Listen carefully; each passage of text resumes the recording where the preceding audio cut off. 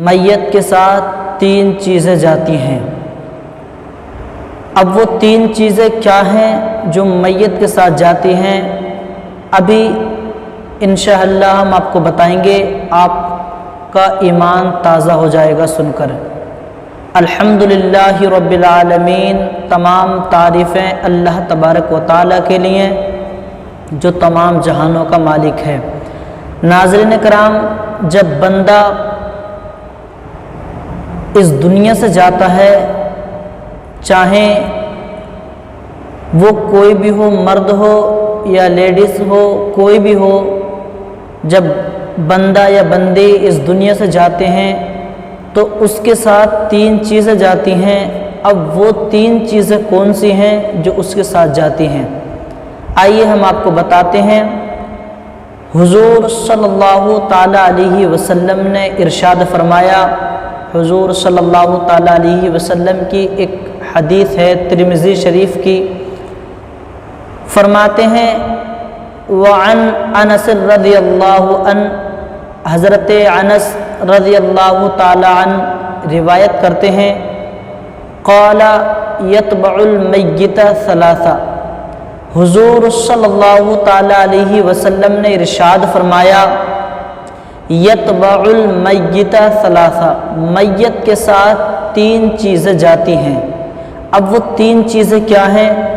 حضور صلی اللہ تعالیٰ علیہ وسلم ارشاد فرماتے ہیں اہلہ و مالہ و عملہ، حضور صلی اللہ تعالیٰ علیہ وسلم ارشاد فرماتے ہیں اس کے گھر والے اور اس کا مال اور اس کا عمل۔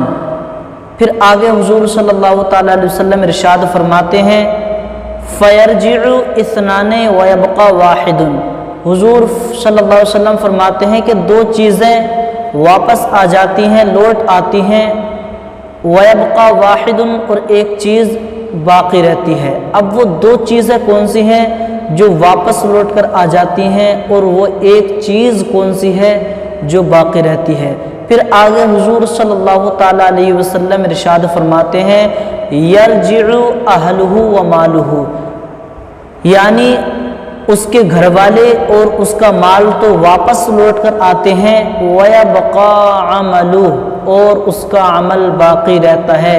یعنی حضور صلی اللہ تعالیٰ علیہ وسلم ارشاد فرماتے ہیں، اس حدیث کا خلاصہ یہ سنیں، جب بندہ اس دار فانی سے دار البقاء کی طرف جاتا ہے، یعنی اس دنیا سے جب انتقال کر جاتا ہے، کوچ کر جاتا ہے، مر جاتا ہے، تو اس کے ساتھ 3 چیزیں جاتی ہیں، یعنی اس کے گھر والے اور اس کا مال اور اس کا عمل۔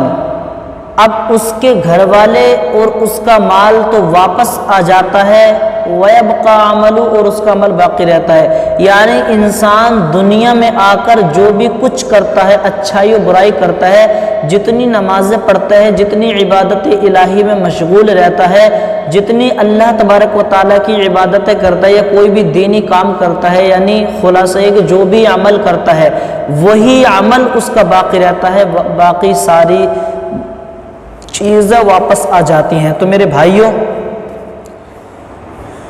جب تک بھی ہم دنیا میں رہیں تو ہم کو چاہیے کہ ہم زیادہ سے زیادہ عبادت الہی میں مشغول رہیں، زیادہ سے زیادہ اچھے اعمال کریں۔ اللہ تبارک و تعالی ہم سب کو دین اسلام پر استقامت عطا فرمائے۔ ملتے ہیں اگلی ویڈیو میں۔ السلام علیکم ورحمۃ اللہ وبرکاتہ۔